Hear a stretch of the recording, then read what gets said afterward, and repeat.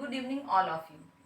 आज हम लोग पढ़ेंगे क्लास 9 का बहुत ही इम्पोर्टेंट चैप्टर बायोलॉजी का सेल के बारे में, जिसे हम लोग फंडामेंटल यूनिट ऑफ लाइफ कहते हैं। आज हम लोग इस सेशन में देखेंगे सेल का डिफिनीशन, डिस्कवरी और सेल थ्योरी। ये तीनों टॉपिक को आज हम लोग फिनिश करेंगे। तो सबसे पहले आइए हम लोग देखते हैं इसके डिफिनीशन के बारे में।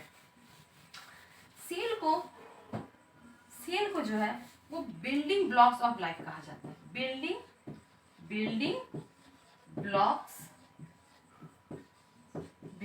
Blocks of life.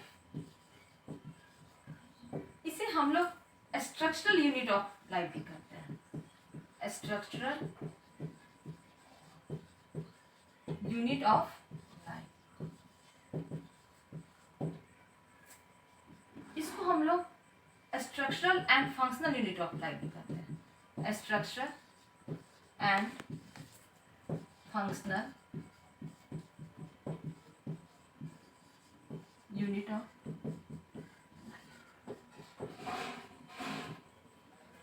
सबसे पहले समझते हैं इसको बिल्डिंग ब्लॉक्स ऑफ लाइफ कैसे कहा जाता है। जितने भी लिविंग ऑर्गेनिज्म हो, वो प्लांट हो, एनिमल्स हो, अमीबा हो, बैक्टीरिया हो, जितने भी लिविंग ऑर्गेनिज्म हैं, सबका बॉडी जो है वो सेल से मिलके बना हुआ है। इस बात को हम ऐसे समझते हैं कि हम एक वॉल ले लेते हैं।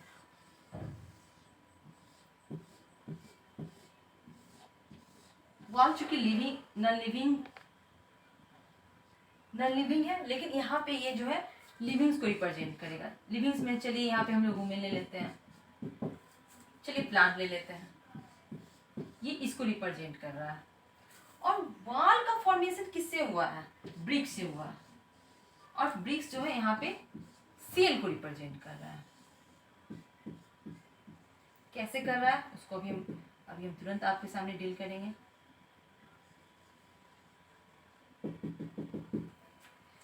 वॉल के फॉर्मेशन के लिए हमको क्या चाहिए? सबसे जरूरी इंपॉर्टेंट क्या है? वॉल के फॉर्मेशन के लिए सबसे ज्यादा इंपॉर्टेंट होता है ब्रिक्स।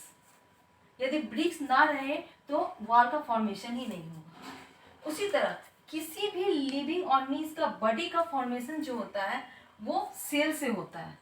वो लिविंग बॉडी कोई भी हो, ट्री हो, प्लांट हो, एनिमल्स हो। एनिमल्स में आप ह्यूमन का एग्जांपल ले लीजिए, मुझे ले लीजिए। मेरा बॉडी जो है वो किससे बना है? सेल से मिलके बना। आपका बॉडी किससे बना है? सेल से मिलके बना। लिजार्ड का, बटरफ्लाई का, सबका बॉडी किससे मिलके बना हुआ है? सेल से मिलके बना हुआ। वो एनिमल्स का साइज कैसा भी हो, शेप कैसा भी हो, लेकिन उसका बॉडी किससे मिलके बना हुआ है? सेल से बना हुआ है। वो छोटा है, वो बड़ा है। छोटा एग्जाम्पल चींटी का ले लीजिए, और बड़ा एनिमल्स में आप एलिफेंट का ले लीजिए। चींटी का भी बॉडी सेल से मिलके बना हुआ है, और एलिफेंट का भी बॉडी किससे मिलके बना हुआ है? सेल से मिलके बना हुआ है। आप जिराफ का एग्जाम्पल ले लीजिए, हिप्पोपोटामस का एग्जाम्पल ले लीजिए। जिराफ का भी बॉडी किससे मिलके बना हुआ है? जो कि लंबा होता है, जिसका गर्दन कितना लंबा होता है, सुराही की तरह हम लोग जिसे कहते हैं, वो भी किसका बना हुआ है? सेल से मिलके बना हुआ होता है। हिप्पोपोटामस जो कि मोटा होता है, फैटी होता है, उसका बॉडी भी कैसे बना हुआ है? सेल से मिलके बना हुआ है। अमीबा का एग्जाम्पल ले लीजिए, एक सेल का ऑर्गेनिज्म है, उसका बॉडी एक सेल से मिलके बना हुआ है, वो भी सेल का ही बना हुआ है। व्हेल का एग्जाम्पल ले लीजिए, फिश का एग्जाम्पल ले लीजिए। जितने भी लिविंग ऑर्गेनिज्म हैं उन सबका बॉडी किससे मिलके बना हुआ है? सेल से मिलके बना हुआ है। इसलिए सेल को हम लोग क्या कहते हैं? Building blocks of life, structural unit of life. किसी भी लाइफ के लिए, किसी भी लिविंग ऑर्गेनिज्म के लाइफ के लिए उनका जो बॉडी है, उनके जो बॉडी के अंदर जो भी फंक्शंस होते हैं, जो भी लाइफ प्रोसेस चलते हैं, क्योंकि किसी भी लिविंग ऑर्गेनिज्म को जिंदा रहने के लिए कुछ इसेंशियल उनके बॉडी में एक्टिविटी होती है, जिसको हम लोग लाइफ प्रोसेस देते हैं, जिसके बारे में हम लोग को क्लास 10 में पूरी अच्छी तरह से टॉपिक को जानना है कि आखिर लाइफ प्रोसेस में जैसे हम लोग रेस्पिरेशन करते हैं तो कैसे करते हैं, हमारे बॉडी में जो फूड जाता है वो कैसे डाइजेस्ट होता है, हमारा बॉडी कैसे एब्जॉर्ब करता है, कैसे हम उससे न्यूट्रिएंट लेते हैं, जो एक्सक्रेशन होता है, जो यूरिन हम लोग पास आउट करते हैं, जो हम लोग स्टूल निकालते हैं, उसका फॉर्मेशन कैसे होता है, वो बॉडी से कैसे निकलता है, वो लाइफ प्रोसेस में हम लोग पढ़ेंगे टॉपिक। तो वो सारा प्रोसेस जो लाइफ को चलाने के लिए जरूरी है, जो लिविंग ऑर्गेनिज्म के बॉडी में होता है, वो लाइफ प्रोसेस में आता है। और वो सारा लाइफ प्रोसेस किस में चलता है? आपका एक सेल भी शो करता है, एक सेल में भी हो जाता है। अभी हमने अमीबा का एग्जाम्पल दिया आपको। अमीबा एक सेल से मिलकर बना हुआ था, उसका बॉडी सिर्फ एक सेल का है, जितने भी लिविंग ऑर्गेनिज्म हैं उसको नंबर ऑफ सेल के आधार पे दो टाइप में डिवाइड करते हैं। एक होता है यूनिसेलुलर और दूसरा होता है मल्टी सेलुलर। यूनि का मतलब एक, तो एक बॉडी एक सेल का बना हुआ है तो unicellular, more than one cell है तो मल्टी सेलुलर होता है, जो कि आगे हम डिस्क्राइब भी करेंगे। तो अमीबा एक सेल का बना हुआ होता है, तब भी उसमें वो सारे फंक्शन शो होते हैं जो उसको जिंदा रहने के लिए जरूरी होते हैं। सारी लाइफ का प्रोसेस होता है, वो सारा लाइफ का एक्टिविटी होता है जो उसको जिंदा रखता है, उसको इस अर्थ पे उसकी एग्जिस्टेंस को बनाए रखता है। तो हम लोग ये कहेंगे कि एक सेल भी अपने आप में क्या है, फंक्शनल यूनिट।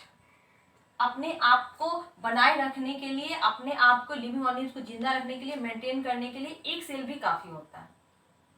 और multicellular, more than one cells का जो बना हुआ होता है, उसका भी बड़ी सेल का बना हुआ है, और उसमें भी सारे सेल्स मिलके जो लाइफ प्रोसेस जो चलता है उसकी एक्टिविटी को शो करते हैं।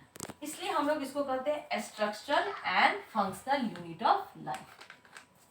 तो यहाँ पे ये जो हम वॉल के बारे में बताए हैं ये नॉन लिविंग का एग्जांपल है, लेकिन यहाँ पे वॉल जो है वो रिप्रेजेंट कर रहा है किसको, जितने लिविंग ऑर्गेनिज्म है, ह्यूमन लिविंग ऑर्गेनिज्म है, ट्री लिविंग ऑर्गेनिज्म है, और भी एग्जांपल आप लोग ले लीजिए जो भी आपको माइंड में आ रहा है, डॉग ले लीजिए, कैट ले लीजिए, जो आसपास आप नजर दौड़ाते हैं जिसमें लाइफ है, उस सबका भी एग्जांपल ले लीजिए। सबका बॉडी किससे मिलके बना हुआ है, आपका सेल से मिलके बना हुआ है।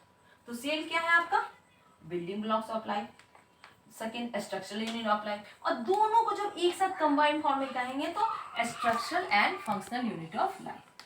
तो सेल का डिफिनीशन इस तरह हो गया, cell is the structural and functional unit of life. ये तो हो गया कि सेल है क्या, हमारा बॉडी सेल से मिलके बना हुआ है। अब आखिर इसका डिस्कवरी कैसे हुआ, कैसे, सबसे पहले हम लोग नहीं जानते थे कि हमारा बॉडी या लिविंग ऑर्गेनिज्म का जो बॉडी है वो किस मैटर से मिलके बना हुआ है, कैसे बना हुआ है, हम लोगों को कुछ पता नहीं था। फिर लोगों का उसमें इंटरेस्ट आया, साइंटिस्ट उस पर रिसर्च किए, उन्होंने जाना कि आखिर लिविंग सेल्स बना हुआ किससे है। तो उन्होंने फिर लिविंग सेल्स को जो डिस्कवरी हुआ, अब हम लोग उसके बारे में जानेंगे, उसकी स्टोरी के बारे में जानेंगे कि कैसे हुआ। लिविंग सेल्स और डेड सेल, ये दो टर्म आएगा। देखिए लिविंग सेल्स में का मतलब होता है क्या कि सेल के अंदर कुछ ऐसे स्ट्रक्चर्स होते हैं जो उसको जिंदा रखते हैं, जो उसके लाइफ प्रोसेस की एक्टिविटी को शो करते हैं। और डेड सेल का मतलब होता है कि उसके अंदर लाइफ प्रोसेस नहीं चल रहा है, इसका मतलब उसका स्ट्रक्चर क्या हो गया है, डेड कर गया है, खत्म हो गया है, तो वो लाइफ प्रोसेस की एक्टिविटी शो ही नहीं कर रहा है। तो ये दो टर्म अभी हम लोग का यूज होगा, लिविंग सेल्स और डेड सेल्स। हम लोग बात कर रहे हैं डिस्कवरी के बारे में। डिस्कवरी जो हुआ था वो रॉबर्ट हुक साहब ने किया था। बहुत ही इंटरेस्टिंग इसका डिस्कवरी है कि उन्होंने कैसे देखा। हम लोग के पास ना कोई ऐसा माइक्रोस्कोप नहीं था कि जो माइक्रो ऑब्जेक्ट को दिखा सके। तो जब रॉबर्ट हुक साहब का ही ये देन है कि उन्होंने माइक्रोस्कोप को खोजा। माइक्रोस्कोप का मतलब होता है जो लिटिल ऑब्जेक्ट है, जो सूक्ष्म ऑब्जेक्ट होते हैं, जो माइक्रो ऑब्जेक्ट होते हैं, उसको इनलार्ज करके दिखाता है ताकि हमको उसका सारा स्ट्रक्चर दिख सके। तो चलिए हम लोग डिस्कवरी के बारे में जाने। डिस्कवरी में हम लोग डिस्कवर्ड बाय बहुत बड़े साइंटिस्ट हैं जिनका नाम था रॉबर्ट, और इन्होंने इसका डिस्कवरी किया था 1665। रॉबर्ट हुक ने क्या किया था, एक ओक ट्री होता है, ओक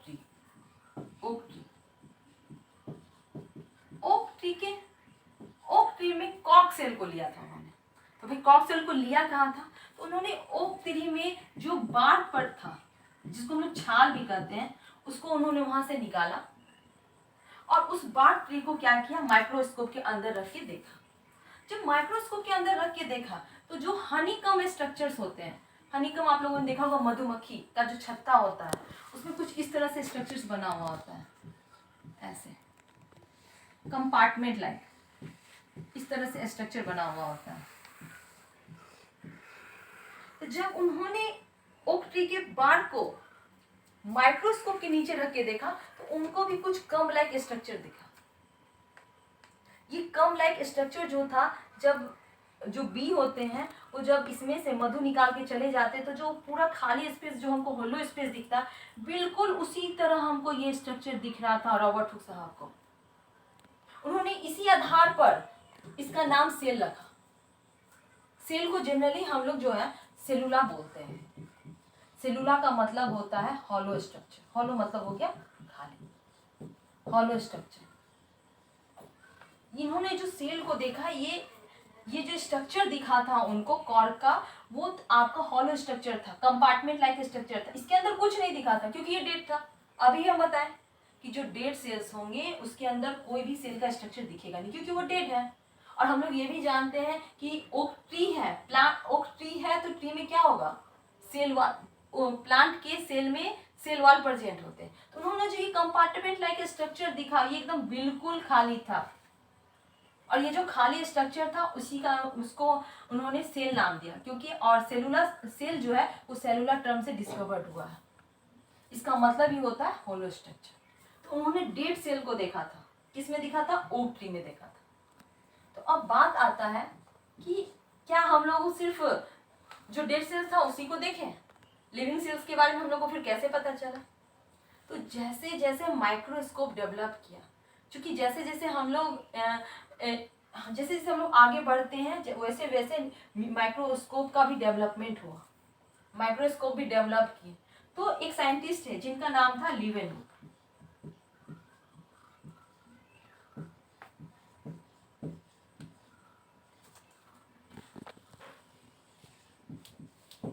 इनका नाम था एंटन लीवेनहुक। इन्होंने क्या किया था, लिविंग सेल में देखा था। लिविंग सेल का मतलब इन्होंने पॉन्ड का वाटर लिया था सबसे पहले। तो जब पॉन्ड का वाटर लाया तो उसमें इनको क्या दिखा, बैक्टीरिया दिखा।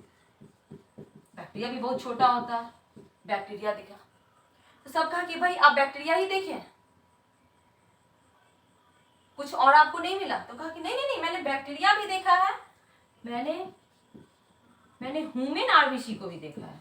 आरबीसी से आप लोग जानते होंगे रेड ब्लड सेल्स। फिर उन्होंने क्या किया, बोला नहीं नहीं मैंने स्पर्म को भी देखा है। बैक्टीरिया देखा, ह्यूमन आरबीसी देखा, स्पर्म, तीनों चीजों को उन्होंने देखा। ये तीनों क्या थे, लिविंग सेल्स थे। तो लिविंग सेल्स का डिस्कवरी किसको जाता है, लीवेनहुक साहब को जाता है। जब माइक्रोस्कोप का डेवलपमेंट हुआ, माइक्रोस्कोप आ चुका था लेकिन हमारे पास उतना अच्छे टेक्नोलॉजी का माइक्रोस्कोप नहीं था कि जो बहुत अच्छे से दिखा सके। तो फिर लीवेनहुक साहब ने क्या किया, उस माइक्रोस्कोप को अपडेट किया, अच्छे वाला माइक्रोस्कोप बनाया और उससे उन्होंने क्या किया, लिविंग सेल्स को दिखा। लिविंग सेल्स में क्या आ गया, बैक्टीरिया, ह्यूमन आरबीसी और स्पर्म को उन्होंने देखा। तो ये था डिस्कवरी की कहानी। इसके बाद तो रोज न्यू डिस्कवरी होना लगा सेल के बारे में। जैसे सबसे पहले उन्होंने रॉबर्ट ब्राउन साहब सेल के न्यूक्लियस को देखा, पुरकेंजे साहब प्रोटोप्लाज्म को देखा। तो डिस्कवरी जब होने लगा, जब सेल के बारे में जब रॉबर्ट हुक साहब ने बताया तो लोगों का इंटरेस्ट जागा, साइंटिस्ट इस पे रिसर्च करने लगे, साइंटिस्ट इसको खोजने लगे। तब न्यू डिस्कवरी आया, सेल का स्ट्रक्चर जाने की, सेल के अंदर पाया क्या जाता है। तो ये था डिस्कवरी। इन सब के बीच ना जब सेल्स का डिस्कवरी हो रहा था, सारा ये व्यू चल रहा था, तो जैसे जैसे आगे बढ़ा तो लोग जब रिसर्च किए तो दो और साइंटिस्ट थे जिनका नाम था एस्केलियन और स्वान। इन दोनों ने सेल थ्योरी दिया था। भाई सेल थ्योरी क्या है, सेल थ्योरी बहुत ही इंपॉर्टेंट टॉपिक भी है कि कैसे उन्होंने क्या कहा, किसके बारे में। सेल के लिए बहुत ही इंपॉर्टेंट थ्योरी है सेल थ्योरी। इसको हम लोग सेल डॉक्ट्राइन थ्योरी भी कहते हैं। देखिए अभी कैसे हम लोग जानेंगे सेल थ्योरी।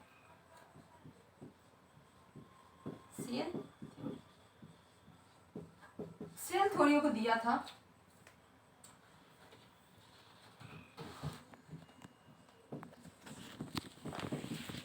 एस्केल्वेन एंड सचमान। दो साइंटिस्ट हैं, एक जूलॉजिस्ट है, एक बॉटनिस्ट है। दोनों अपने अपने क्षेत्र में अपने अपने फील्ड में काम कर रहे थे। एक जूलॉजी का मतलब जो एनिमल्स के बारे में वर्क करते हैं, जो एनिमल्स के बारे में रिसर्च करते हैं। और जो बॉटनिस्ट का मतलब जो प्लांट के एरिया में, प्लांट के फील्ड में जो वर्क करते हैं, उसमें रिसर्च करते हैं। तो दोनों अलग अलग साइंटिस्ट थे, एस्केलियन और सचवान साहब। दोनों ने अपने अपने फील्ड में काम किया। जो जूलॉजिस्ट है एस्केलियन साहब, उन्होंने कहा कि जितने भी एनिमल्स हैं उनका बॉडी जो है सेल से मिलकर बना हुआ है। फिर सचवान साहब जो बॉटनिस्ट हैं उन्होंने भी कहा कि जितने भी प्लांट हैं उनका बॉडी जो है वो सेल से मिलके बना हुआ है। तो इन दोनों को एक साथ, दोनों की रिसर्च को एक साथ एक पेपर में लाया गया। कब लाया गया? इन 1838 में। और 1838 में उन्होंने कहा कि all living cells, sorry, all living organism are composed of cells। सभी लिविंग ऑर्गेनिज्म जो है वो सेल से मिलके बने हुए। दूसरा था सेल इज द, ये भी सेल थ्योरी में आता है, cell is the structural and